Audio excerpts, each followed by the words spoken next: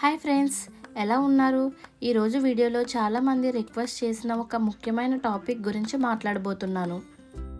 ఆ టాపిక్ ఏంటంటే pregnancy diagnosis బఫెలోస్లో ఎలా చేస్తారని చాలామంది నన్ను అడుగుతున్నారు. సో లాంగ్ వీడియో కూడా చేయమని చాలామంది రిక్వెస్ట్ చేశారు. సో మీకోసం నేనైతే ఈ లాంగ్ వీడియో అయితే చేస్తున్నాను. ఈ వీడియోలో అయితే ప్రెగ్నెన్సీ డయాగ్నోసిస్ ఎప్పుడు చేయాలి, ఎలా చేయాలి, తీసుకోవాల్సిన జాగ్రత్తలు అన్నీ కూడా నేను ఎక్స్ప్లెయిన్ చేస్తాను. దానికన్నా ముందు ఈరోజు నేను ఫీల్డ్లో ఏమేమి కేసులు చేశానో అన్నది కూడా మీకు చూపిస్తాను.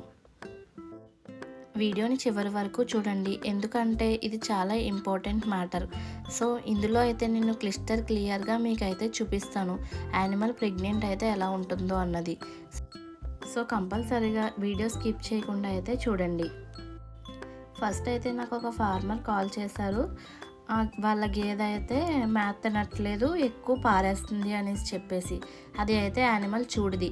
దీనికైతే నేనే ఇంజెక్షన్ చేశాను. ఇప్పుడైతే 4th మంత్ ప్రెగ్నెంట్ అనమాట ఈ గేది. ఫస్ట్ అయితే దీనికి టెంపరేచర్ అయితే చూసాను. టెంపరేచర్ అయితే చాలా నార్మల్గా ఉంది, నార్మల్ టెంపరేచరే ఉందన్నమాట. సో దీనికైతే పారడం తగ్గడానికి ఇంజెక్షన్స్ అయితే చేశాను. ఇదైతే ఎక్కువ పారేయడం వల్ల నీరసం అయిపోయి ఏమీ గడ్డి తినట్లేదు. సో అందుకని పారడానికి మేత తినడానికి అయితే ఇంజెక్షన్స్ అండ్ ట్యాబ్లెట్స్ అయితే ఇచ్చాను. మేత తినకపోవడం అనేది ఒకటే కారణం అయితే ఉండదు, చాలా కారణాలు ఉంటాయి.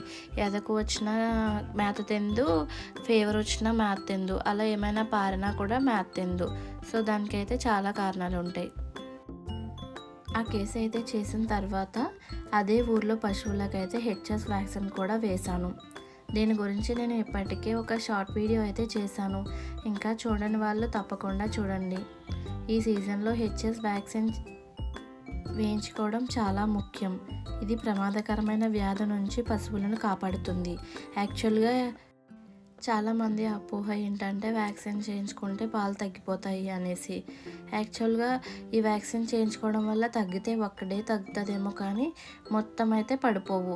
సో ఒకవేళ ఈ జబ్బు వచ్చిందంటే మొత్తానికి 6 నెలల వరకు చుక్క పాలు అయితే ఉండదు. సో అందుకని ముందుగానే వ్యాక్సిన్ చేయించుకోవడం మంచిది. వ్యాధి కన్నా వ్యాక్సిన్ అన్నది చాలా ఇంపార్టెంట్. నెక్స్ట్ అయితే అక్కడ చేసిన తర్వాత ఇప్పుడు నేను ప్రెగ్నెన్సీ డయాగ్నోసిస్ చేయవలసిన గేదె గల ఫార్మర్కి ఇంకా గేదెలు అయితే ఉన్నాయి. సో వాటికైతే ముందు హెచ్ఎస్ వ్యాక్సిన్ అయితే చేశాను. ఇప్పుడైతే మెయిన్ టాపిక్ అయితే వచ్చేద్దాం. ఇప్పుడు మెయిన్ టాపిక్ వచ్చేసి ప్రెగ్నెన్సీ డయాగ్నోసిస్. చాలామంది ఈ వీడియో కోసం చాలా రోజులుగా అడుగుతున్నారు.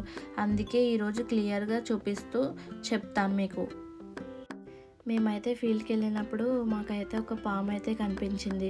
చూసారా, అది బతుకుందో చచ్చిపోయిందో కూడా తెలియదు. సో ఫీల్డ్కి వెళ్ళేటప్పుడు చాలా జాగ్రత్తగా వెళ్ళాలి. చాలామంది పొలం పనులకి వెళ్తారు, గేదెల దగ్గరికి వెళ్తారు, అలాగే వెటర్నరియన్స్ కూడా ఇంజెక్షన్ చేయడానికి అయితే వెళ్తారు. సో మీరు కూడా జాగ్రత్తగా ఉండండి. ఇప్పుడైతే మెయిన్ టాపిక్కి వచ్చేద్దాం, ఇంక లేట్ చేయను. ఫస్ట్ అయితే ఈ యానిమల్కి చూడు పరీక్ష చేయడానికి కట్టేయమని చెప్పాను. సో చెట్టుకైతే కడుతున్నారు. ఫస్ట్ ఎప్పుడైనా యానిమల్కి ప్రెగ్నెన్సీ డయాగ్నోసిస్ చేసే ముందు ఫస్ట్ అసలు దానికి ఎప్పుడు ఆర్టిఫిషియల్ ఇన్సెమినేషన్ చేశారో అన్నది తెలుసుకోవాలి. నెక్స్ట్ వచ్చి ఏ టెక్నీషియన్ చేశారో లేదంటే పోతు ద్వారా పొల్లిందో అన్నది తెలుసుకోవాలి. మీకైతే వీడియోలో ఒక క్లిప్ అయితే యాడ్ చేశాను, చూస్తున్నారు కదా. ఇదైతే ప్రెగ్నెంటే కాబట్టి ఇది ఎన్నో నెల అన్నది మీరు నాకు గెస్ చేసి కామెంట్లో చెప్పండి. ఎప్పుడన్నా మనం ప్రెగ్నెన్సీ డయాగ్నోసిస్ చేసినప్పుడు లిప్స్లో అయితే అస్సలు హ్యాండ్ అయితే పెట్టకూడదు. రెక్టమ్ ద్వారానే మనం అయితే ఎప్పుడు చూడు పరీక్ష అయితే చేయాలి.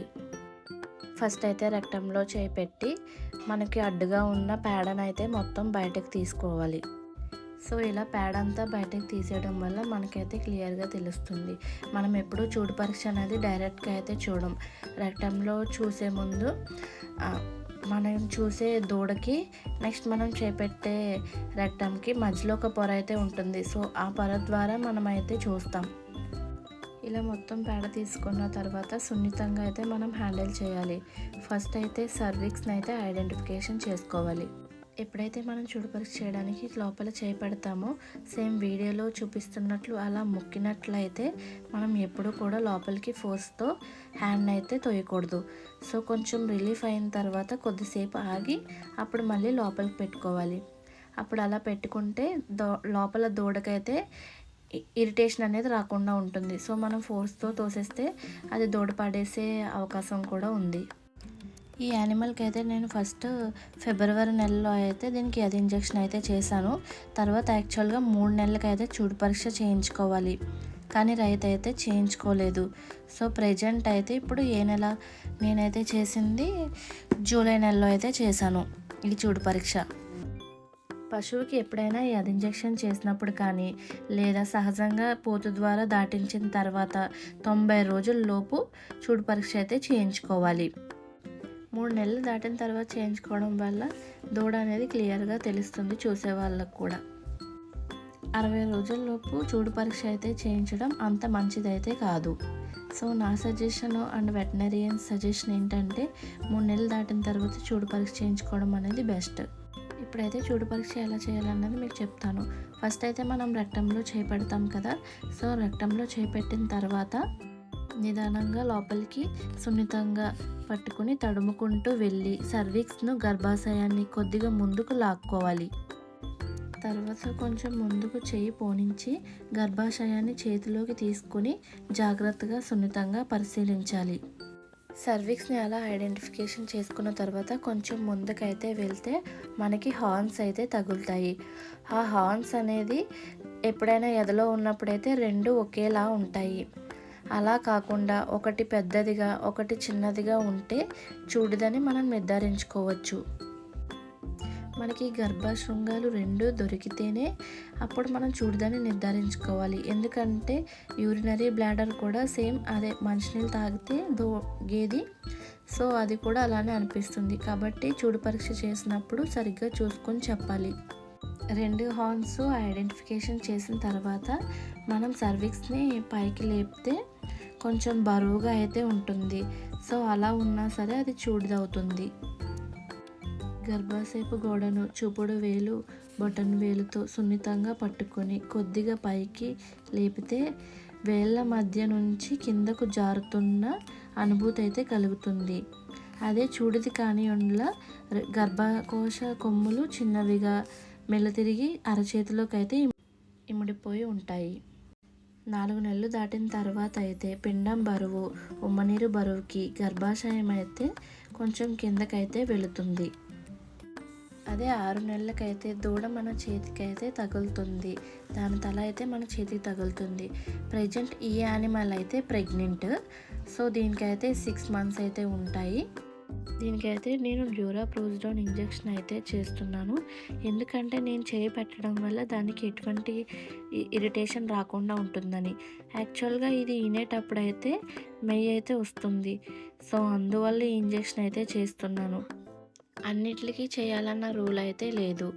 సో అన్నిటికీ చేయకూడదన్న రూల్ అయితే కూడా లేదు. సో సిచ్యువేషన్ బట్టి అయితే ఇంజెక్షన్ చేసుకోవాలి. నేను వీడియోలో అయితే ఒక క్లిప్ యాడ్ చేశాను. ప్రెగ్నెంట్ అయితే లోపల దూడ అయితే ఇలా ఉంటుంది. యాక్చువల్గా ఈ దూడ అయితే చనిపోయింది. సో మీకైతే రెఫరెన్స్ కోసం మీకైతే చూపిస్తున్నాను. ప్రెగ్నెన్సీ డయాగ్నోసిస్ అనేది డైరెక్ట్గా మనమైతే చూడలేము. చీకటి గదిలో మనం వదిలేస్తే మనం ఎలా తడుముకుంటూ వెళ్తామో సేమ్ లోపల కూడా సేమ్ అలానే ఉంటుంది. మనమైతే డైరెక్ట్గా చూడలేము. చాలామంది నన్ను చూపించండి అనేసి వీడియో చేయమనేసి అడుగుతున్నారు. సో అది ఎలా చూపించాలో తెలియక మీకైతే ఈ రెఫరెన్స్ వీడియోస్ అయితే చూపిస్తున్నాను. చూసారా, ఇప్పుడు నేనైతే ఒక క్లిప్ యాడ్ చేశాను. యానిమల్ ప్రెగ్నెంట్ అయితే సేమ్ ఇలానే ఉంటుంది లోపల, అది మనకి తెలుస్తుంది ఇలా ఉంటుంది అనేసి. సో అందుకనేసి క్లిప్ అయితే యాడ్ చేశాను. మీకైతే ఇప్పటికీ ప్రెగ్నెన్సీ డయాగ్నోసిస్ మీద అయితే ఒక క్లారిటీ అనేది వచ్చిందని నేను అనుకుంటున్నాను. ఒకవేళ కనుక మీకు అర్థం కాకపోతే నేనైతే మళ్ళీ నెక్స్ట్ ఇంకొక వీడియో అయితే చేస్తాను. ఇంకా మీకు ఎటువంటి వీడియోస్ కావాలో అన్నది నాకు కామెంట్లో చెప్పండి. ఈ వీడియో నచ్చితే లైక్ చేయండి, షేర్ చేయండి, ఇంకా కామెంట్ కూడా చేయండి. అంతే మరి, బాయ్.